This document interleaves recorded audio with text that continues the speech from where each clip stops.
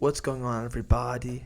Welcome back to another episode of the All Things Footy podcast, where today I'm just going to be putting my prediction in for the England 26-man World Cup team. For those of you wondering, yes, it's a 26-man team. It used to be a 23-man team, but I think with COVID and those regulations changing, the whole substitute things as well, 3 players were added where you could add into your team for the World Cup. Like France just picked their team on the day I'm recording this, which is Wednesday. They brought up players like Camavinga and all these young talents that maybe wouldn't have made it in a 23-man team. So we're going to start off with the goalkeepers for my prediction. This is, again, my prediction to the England team, not what I think Southgate will pick. But I think he'll pick Pickford, Pope, and Ramsdale as his 3 goalkeepers, with an odd shout being for Dean Henderson, who I think is still really good, but I think Pickford would probably be England's number 1, and then Pope and Ramsdale will fight for the number 2 role, but all 3 goalkeepers are definitely goalkeepers who could do a good job for England, so I don't see any issues there. And then for defenders, I think Kyle Walker goes to the World Cup, even if he's 60%, 70% fit, however, whatever percentage of fitness he said he is, I still think you take him. I think he's very integral, and he's a leader of men. I think he has a lot of experience in winning situations like Man City and even when Tottenham were really good a couple years ago. And this various tournament experience from 2 World Cups and I think last Euros that he went to. Good player to have, and hopefully he returns to fitness because he's very, very close. Because he's a world-class player who could play really, really well as a right back and really well as a center back. So for me, he definitely goes, even if he's not completely fit. Another player that definitely goes is John Stones. Been one of City's most consistent and best defenders for years on end now. And I don't see how he doesn't go to the World Cup. So that doesn't really need explaining, in my opinion.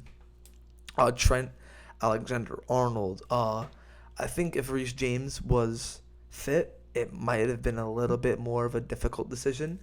But because Reece James is hurt and not able to play in the World Cup and was told that by Southgate, doesn't want to risk anything, you go with Trent Alexander for sure. And even if Reece James was fit, I would still definitely bring him.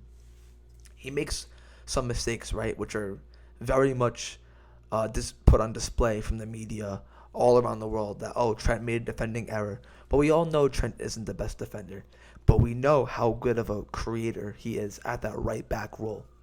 I mean, you could have many creators on the pitch, right, in your cam slots and your winger slots, but I guarantee you there might not be a better creator in the pit, on the pitch when England play, than their right back, which should be Trent Alexander-Arnold. He could pick out a ball like no other. He could shoot really, really well, especially from free kicks. Corners, we know how effective he is. Yeah, he isn't the defender anywhere near a really good defender, but he could definitely do a job. And again, I think it's another reason why you bring Walker, to have some recovery pace, or Tomori, for example, I'll explain in a bit, that they could cover for Trent when he does bomb up the pitch and he can't really get back. But yeah, Trent is too good of a player to leave home completely for the World Cup. Do you have to start him? Maybe, maybe not. But you're kind of down on right backs as is. But yeah, I think Trent definitely goes to the World Cup. Fikayo Tomori, not the best of seasons so far at AC Milan this year, but won the league last year with them last year. Again, didn't play that well against Chelsea in the Champions League for Milan. I think he actually got sent off in the second leg for that tackle on his former teammate Mason Mount. But I think Fikayo Tomori is a very, very good player. And even if he goes to the World Cup and doesn't play all too much, doesn't start, I think it's a really good experience for him and could really transform him into a beast of a center back that we know Fikayo Tomori could be. I thought it was a really bad move for Chelsea to sell him and Abraham. I think there were 2 really, really good young players that Chelsea could continue to develop into world-class players. But yeah, I think you bring Fikayo Tomori because he has so much recovery pace, pretty tall, and he's strong as well. And like I mentioned with Trent, you could play him as a right center back role, and he could help cover for when Trent bombs up the pitch. You have a fast center back with a lot of recovery pace to help cover for Trent. Then Trent could get back and you could defend accordingly. So yeah, for those reasons, I think you take Fikayo Tomori. Connor Cody, Not for his footballing abilities. No offense, but I've heard from like Southgate himself and all the England players that said Connor Cody was like the most important piece in the Euro finalist team. I don't know how much to believe of that, but I'm gonna believe the England manager and team because clearly experience and leadership is something completely, I wouldn't say undervalued, but underrated in a tournament style, in like a 7 game max tournament, right? Like you only get a possible, I think, 7 or 8 games to play, including the potential finals and semifinals you make. So you need a lot of leadership for that short span of games that means so much. So I think for those reasons, you take Connor Cody. He probably won't even sniff being like off the bench. But for a little leader, a nice little player, assistant coach, he could probably do a job. I'm not too keen. I'm not too knowledgeable on the role of leadership in a tournament like the World Cup. So I'm gonna trust Southgate and his players' mind and instinct and have him go to Qatar as well. Another player, Kieran Trippier. I think he's been absolutely superb for Newcastle. One of their best players. One of the signings of the summer, in my opinion, from Atletico to Newcastle. Proven Premier League baller. I mean, just like Trent, very, very good on the ball. I mean, could put again, like Trent, pick out a ball like no other.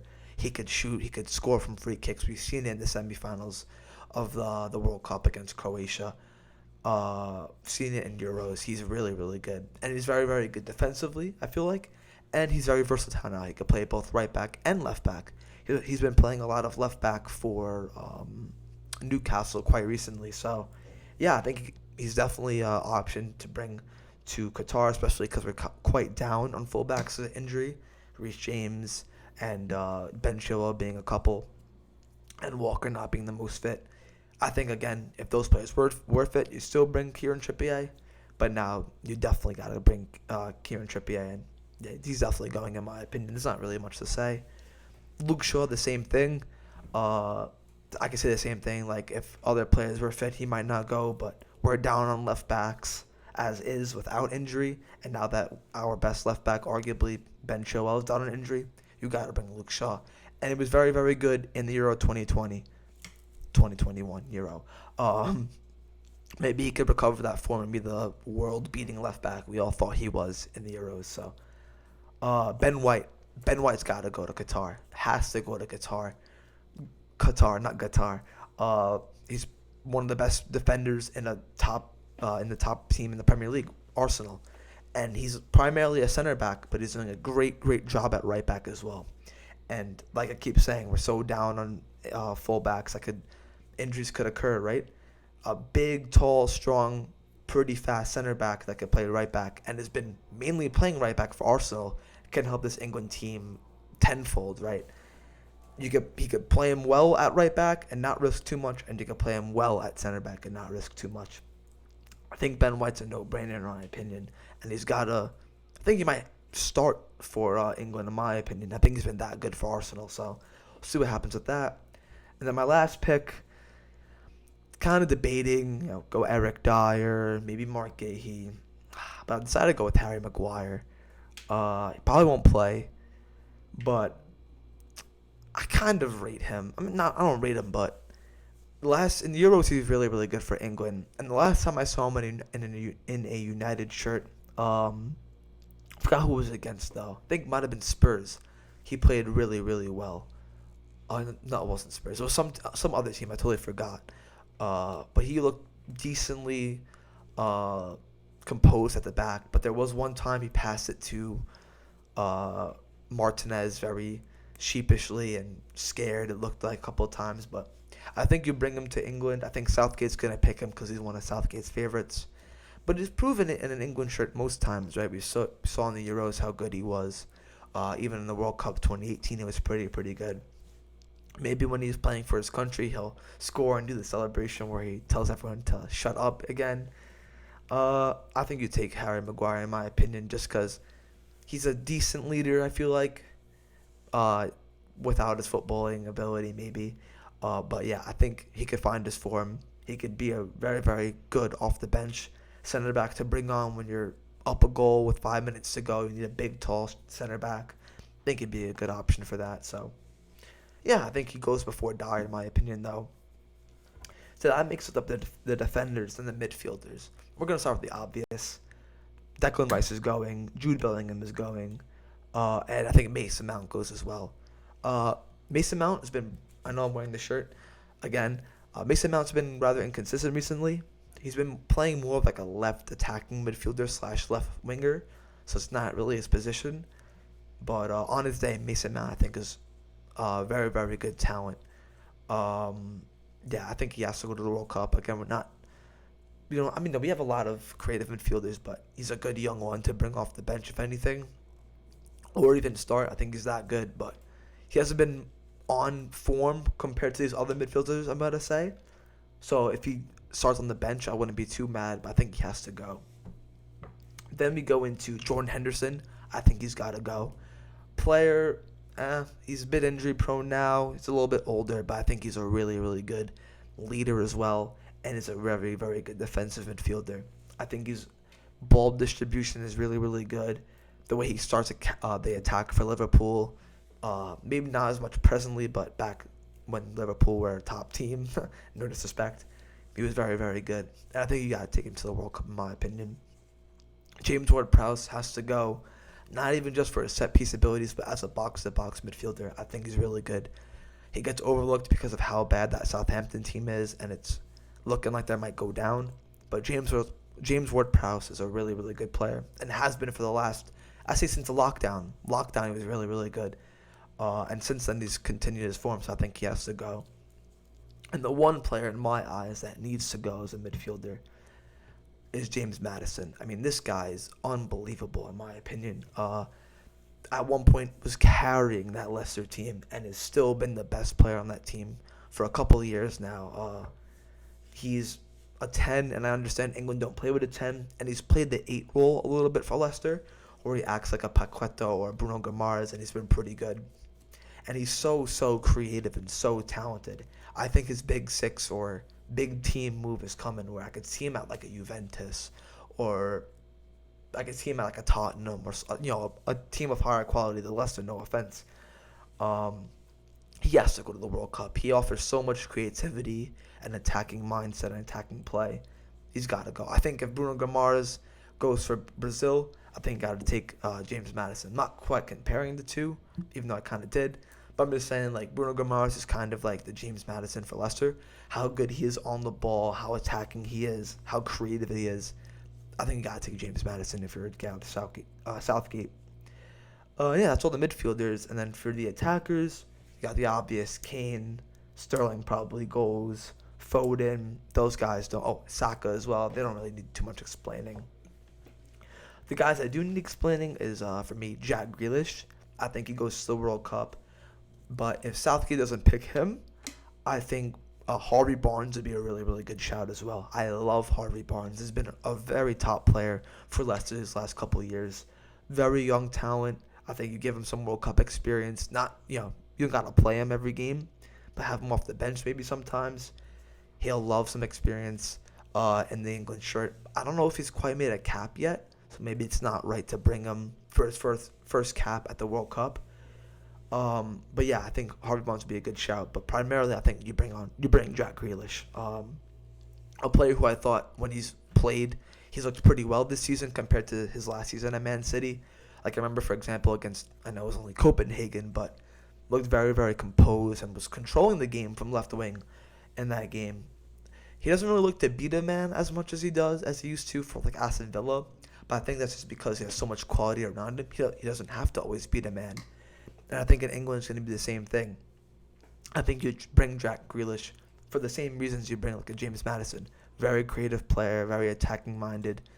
And you kind of need that against these top attacking teams. You're going to have to outscore some of these big teams like Brazil and France. So see what happens with that. I think you bring Tammy Abraham as well if you're Gareth Southgate. A big, tall, fast striker who offers something a little similar to Kane, but not too similar. A bit more of like a poacher. Kane's more like a creative striker who scores a lot of goals, but it's kind of like plays a false nine at Tottenham and does it really, really well.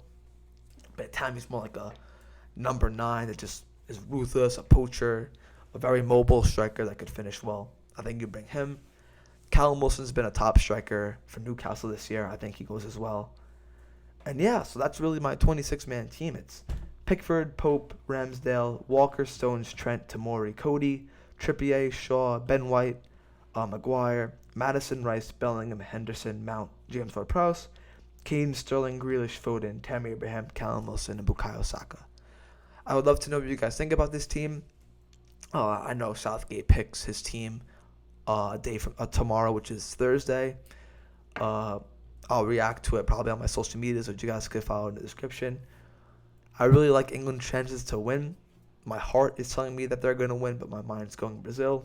But we'll see what happens this World Cup. I'm very, very excited. Getting the same vibes that I got from the Brazil World Cup. So hopefully it can live up to the same expectation. Hope you guys enjoyed today's video. Leave a like, comment, subscribe, and I'll catch you guys in the next one. Take care and peace, everybody.